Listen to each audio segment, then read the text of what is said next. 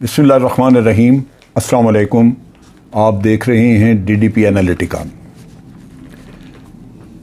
3 रोज़ पहले लंदन में एक रेफरेंडम हुआ जो कि सिखों ने करवाया और सिखों ने भरपूर तरीके से उसमें हिस्सा भी लिया। उसके साथ साथ उन्होंने प्ले कार्ड्स, बैनर्स उठाए हुए थे एहतजाजी, जो कि भारत के मजालिम के ख़िलाफ़ थे। सिखों का मुतालबा ये था कि उनके लिए अलहदा वतन होना चाहिए, खालिस्तान मूवमेंट। उसी के इंतज़ाम के तहत ये रेफरेंडम्स कराए जा रहे हैं, जो कि पहला लंदन में हुआ है और मेरा अंदाज़ा है कि दुनिया के बाकी ममालिक में भी होगा। खालिस्तान तहरीक जो है ये कोई नई चीज़ नहीं है। सिखों के लिए एक अलहदा मुल्क लेने का आइडिया ये तो 1947 से ही था, जबकि पाकिस्तान एक अलहदा रियासत के तौर पे सामने आया और ये अलहदा रियासत चूँकि खालिसतन मुसलमानों के लिए थी तो दूसरी अक़लियतों को भी इस चीज़ का एहसास पैदा हुआ कि उनके लिए भी अलहदा मुल्क होना चाहिए। ख़ास तौर पे जब वो हिंदू के माइंड सेट को, उसकी जहनीत को देखते थे तो उनको अंदाज़ा होता था कि हिंदू के साथ रहना उनका मुश्किल होगा। 1947 में सिखों ने लुधियाना में एक अलहदा खालिस्तान रियासत का मुतालबा किया वहाँ से, और फिर उसके बाद मुख्तलिफ़ वक्तों में ये बात उठती रही।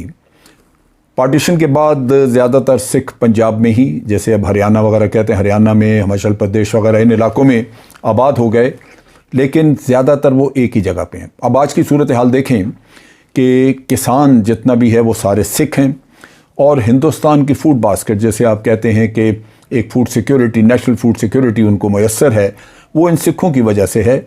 और सिख पिछले 1.5 साल से सड़कों पर रुल रहे हैं, उनके मुतालबात, और कोई सुनने वाला नहीं है। एक हिंदू अक्सरियती हुकूमत, उसने सब कुछ कब्ज़े में रखा हुआ और दबाया हुआ है।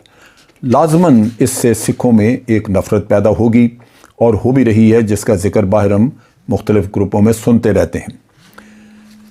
1950 में सिखों ने अकाली दल कायम कर ली थी और उसके बाद उन्होंने बाकायदा तौर पे खालिस्तान का मुतालबा भी किया।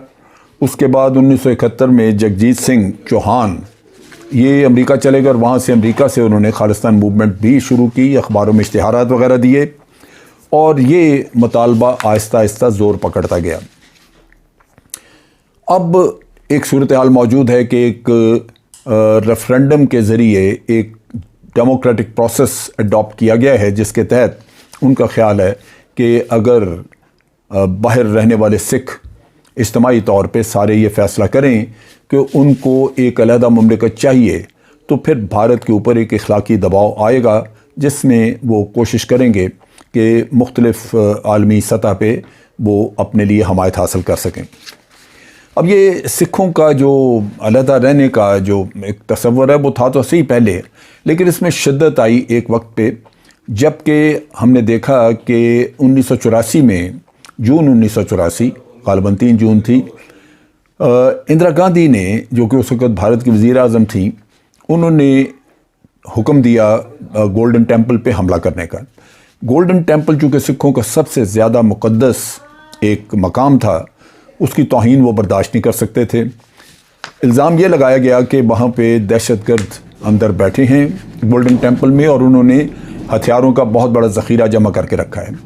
जब हमला किया गया तो ज़ख़ीरा तो वहाँ था नहीं, लेकिन हज़ारों की तादाद में सिख, बूढ़े, बच्चे और ख़वातीन मारी गईं। एक तो इससे नफ़रत थी ही पैदा, जो कि हुई और वो नफ़रत चलनी थी। लेकिन फिर जो वाक़या हुआ 31 अक्टूबर 1984 को, वो ये कि यहीं इंदिरा गांधी के अपने गार्ड्स में, बेअंत सिंह उसका नाम था ग़ालिबन, उसने फायरिंग करके तो इंदिरा गांधी को हलाक कर दिया। संत जरनैल सिंह भिंद्रांवाले जो कि मारे गए थे गोल्डन टेम्पल के अंदर, उनका बदला लेने के लिए सिखों ने ये काम किया। लेकिन इसका जो आगे जो इसके नताइज बरामद हुए वो बड़े घिनौने थे। एकदम आप देखिए कि दिल्ली में और मुख्तलिफ़ जगहों पे सिखों के ख़िलाफ़ एक रिएक्शन, हिंदू चूँकि मेजॉरिटी में हैं, उन्होंने सिखों को मारना शुरू कर दिया। सिखों की औरतें निकाल के उनको रेप किया गया। हज़ारों की तादाद से सिख 24 घंटे के अंदर अंदर हलाक कर दिए गए। बेशुमार सिख उस ज़माने में अपनी जान बचा के तो वहाँ से भागे اور بہت سارے لوگ جا کے کینیڈا میں آباد ہوئے۔ اب کینیڈا میں ان کا کافی اثر رسوخ بھی ہے۔ آج کل جو ٹروڈو کی حکومت ہے اس میں بہت سارے چند ایک منسٹرز بھی ہیں جو کہ سکھ ہیں۔ اسی طرح یورپین کنٹریز میں بھی ان کا کافی اثر رسوخ ہے۔ سکھ ایک ایسی کمیونٹی ہے جو بڑی محنتی ہے، ان کے پاس پیسہ بھی ہے اور ان کا سیاسی انفلوئنس بھی موجود ہے۔ ان حالات میں وہ لگتا یوں ہی ہے کہ وہ اپنی تحریک کو بڑی شدت کے ساتھ پرسو کریں گے، چلائیں گے تاکہ یہ نتیجہ خیز ہو۔ اب جب لندن میں یہ ہوا، جو ریفرنڈم کرایا گیا، تو ایک کوئنسیڈنس سمجھیے کہ اس وقت نریندر مودی بھی لندن میں موجود تھے۔ انہوں نے اس سلسلے کو بڑا کرٹیسائز کیا، برا مانا، اور بورس جانسن کو شکایت کی کہ آپ نے یہ کیوں یہاں ہونے دیا۔ ہماری اطلاع کے مطابق بورس جانسن نے ان کو بڑا طریقے سے بتایا کہ دیکھیے یہ ایک جمہوری عمل ہے، اس میں کوئی شدت نہیں، کوئی دہشت گردی نہیں ہے، تو ہم ان کو کیسے روک سکتے ہیں۔ لیکن جب اس پہ ناراضگی کا اظہار کیا نریندر مودی نے، تو پھر بورس جانسن نے ان کی توجہ دلائی ان مظالم کی طرف جو کہ بھارت میں اقلیتوں کے ساتھ کیے جاتے ہیں۔ نریندر مودی کو بتایا گیا کہ کیا یہ برطانیہ کا قصور ہے کہ آپ کے اپنے شہری جو کہ آپ سے تنگ ہیں، نالاں ہیں، اس وجہ سے کہ وہاں ہندوتوا کا راج ہو گیا، اور ہندوتوا کے راج کے بعد سوائے ہندو کے بھارت میں اور کسی کی سنی نہیں جاتی، اگر حقوق ہیں تو ہندو کے ہیں۔ آپ دیکھ لیجئے کہ یہاں پہ سبرامنین سوانمی صاحب کا ایک انٹرویو بڑا مشہور ہوا، اور وہ ایک انٹلیکچوئل ہیں بھارت کے۔ انہوں نے کہا کہ ہمارے ملک میں جو اکثریت ہے، میجورٹی ہے، اس کے حقوق ہیں، مائنورٹی کے تو حقوق ہوتے ہی نہیں۔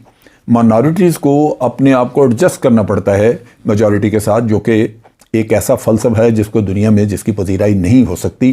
میرا خیال ہے اس کو صرف کنڈیم ہی کیا جا سکتا ہے، لیکن یہ ظاہر کرتا ہے کہ سوچ ہے کیا۔ بھارت میں یہ سوچ پائی جاتی ہے جس کی وجہ سے تمام اقلیتیں مشکل میں ہیں، لیکن ان اقلیتوں میں سب سے زیادہ مشکل میں مسلمان ہیں۔ آج سکھ مطالبہ کر رہے ہیں کہ علیحدہ وطن کا مسلمانوں کو بھی کرنا چاہیے، کیونکہ سکھ تقریباً 4.5 کروڑ ہیں آبادی کے لحاظ سے، اور مسلمان وہاں پہ 22 کروڑ ہیں۔ 22 کروڑ دنیا کے بے شمار ملکوں سے زیادہ آبادی ہے، اور ان کا حق بنتا ہے کہ ان کو ایک محفوظ جگہ دی جا سکے جہاں وہ اپنی آئندہ آنے والی نسلوں کا تحفظ کر سکیں، ان کے کیریئر بنا سکیں، ان کے لیے اپنا اچھا مستقبل ان کو مہیا کر سکیں۔ ان حالات میں وہاں پہ علیحدگی کی تحریکیں لازماً زور پکڑیں گی، لیکن سکھوں کا جہاں تک تعلق ہے، سکھ ایک ڈٹرمنیشن کے ساتھ سامنے آئے ہیں، اور میرا اپنا اندازہ ہے کہ یہ جو تحریک ہے خالصان کی، جس کا ریفرینڈم کا سلسلہ اب شروع ہو چکا ہے، یہ پہلے غالباً 2020 میں ہونا تھا، لیکن اس کو پینڈ کیا گیا صرف اس وجہ سے کہ کرونا پھیلا ہوا تھا اور اس کی وجہ سے لوگ اکٹھے ہو نہیں رہے تھے۔ تو اب چونکہ یہ خطرہ بڑی حد تک ٹل چکا ہے، تو ہم یہ دیکھ رہے ہیں کہ آہستہ آہستہ سکھ کمیونٹی نے دوبارہ اپنی ایکٹیویٹیز شروع کی ہیں۔ میرا خیال ہے کہ اس کے بعد اگلا ریفرینڈم ہو سکتا ہے کینیڈا میں ہو، لیکن جہاں بھی ہوا، جمہوری دور میں یہ بڑا مشکل ہوگا کسی کے لیے کہ وہ اس کو روک سکے، کیونکہ یہ ایک پرامن رستہ ہے۔ اگر آپ کسی ملک سے آزادی چاہتے ہیں تو آپ کا حق ہے کہ آپ ہتھیار بھی اٹھا سکتے ہیں، لیکن ہتھیار اٹھانے کی بجائے آپ صرف ایک جمہوری رستہ اختیار کر رہے ہیں، اور وہی ملک جو کہ دنیا میں کلیم کرے کہ وہ دنیا کی سب سے بڑی جمہوریت ہے، اس کے لیے تو پھر یہ ہر حالت میں قابل قبول ہونا چاہیے۔ برطانیہ میں دیکھیے کہ انہوں نے آئرلینڈ کے معاملے میں ریفرینڈم کروایا، اور یہ ریفرینڈم جو ہے یہ ایک مسلمہ آپ سمجھ لیجئے کہ ایک اصول ہے جس کے تحت کرایا جاتا ہے۔ لہٰذا لگتا یوں ہی ہے کہ یہ ریفرینڈمز کا پروسیس اب چلتا رہے گا، جو بہت ہی اہمیت کا حامل ہے۔ میرا خیال ہے کہ اس میں سب کا بھلا ہے۔